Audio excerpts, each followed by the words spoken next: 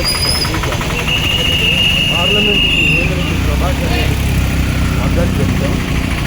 అలాగే నెల్లూరు సిటీలో శాసనసభ్యుడిగా పోటీలో ఉన్నటువంటి పొంగూరు నారాయణకి వారికి కూడా మద్దతు చెప్పడం లేదు.